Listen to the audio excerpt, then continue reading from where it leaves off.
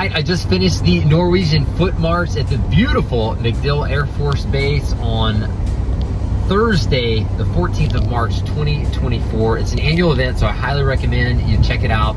A little background on the Norwegian Foot March, and I'm gonna give you a few tips, 5 in particular, that I hope will help you crush it.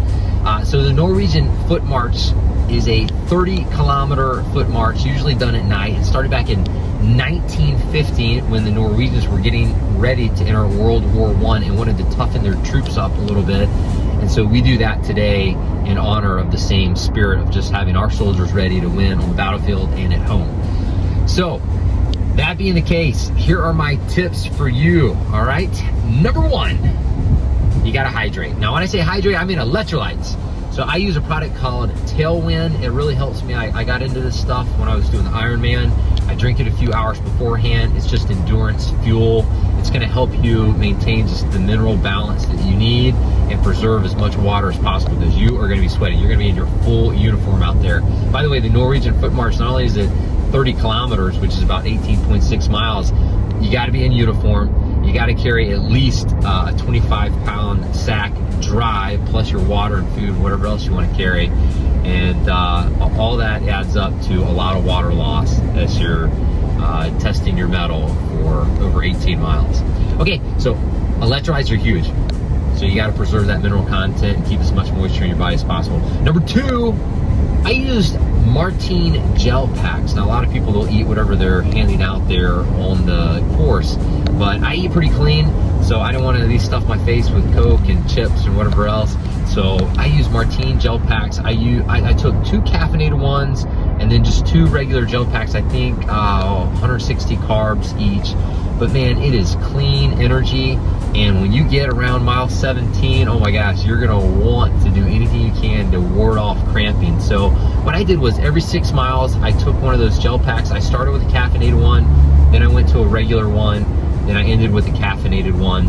And that just helped me finish the race strong. Didn't help me get any sleep last night. You're not supposed to sleep either.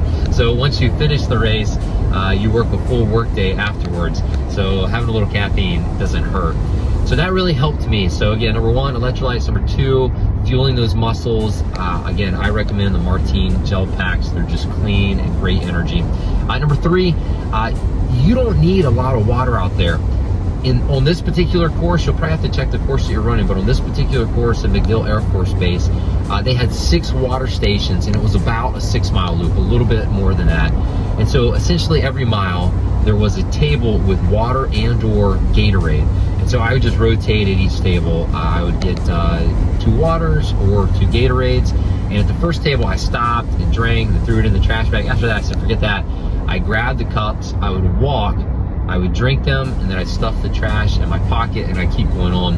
And that also helped just in terms of, this will be my, I guess, 4th point now, is your pace. A lot of people do like a yo-yo sort of deal. Like the young bucks, they're gonna come off the line hot, and then at mile 2, you're gonna catch them, and you're gonna say, see ya, because they came out too fast. So just come out with a steady pace and stick with it. I use like, you ever seen a granny walking around the mall? Yeah?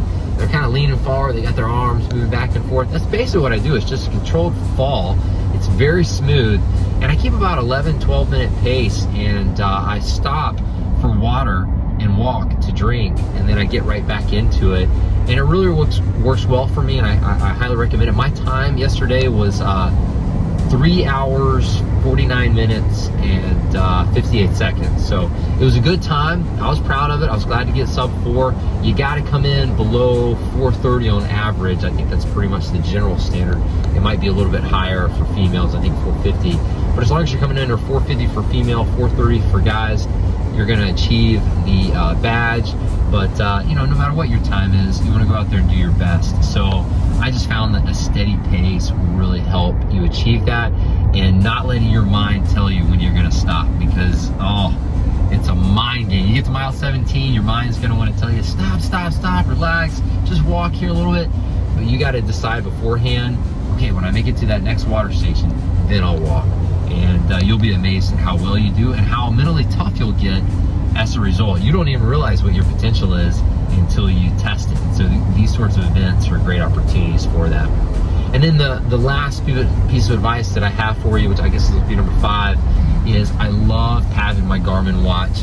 It just helps me keep my pace. It helps me know where I'm at on the course in terms of mileage. It's just, I must have looked at this thing 1,000 times last night to see how I was doing. So just having something like that to be able to track your progress is very encouraging, and it's great information to have. So I hope those 5 tips help you crush the Norwegian Foot March. And last but not least, as a chaplain, you know, I get out there and I just really enjoy being with soldiers and spurring them on and struggling and suffering with them. There's something good that happens in all that mess. And I think it's basically similar to what Jesus had to say, where he said, narrow is the gate and hard is the way that leads to life, and few people find it. But wide is the gate and easy is the path that leads to destruction, and many people are on it. So there's something about that narrow, hard way that better prepares you for what God likely has for you. And so I think challenges like this help you get better prepared for your future as you follow the Lord's will for your life. So anyways, keep pressing on. No, I'm cheering for you. Good luck. If you have any questions, just leave them in the comments below and I'll get back with you. Cheers.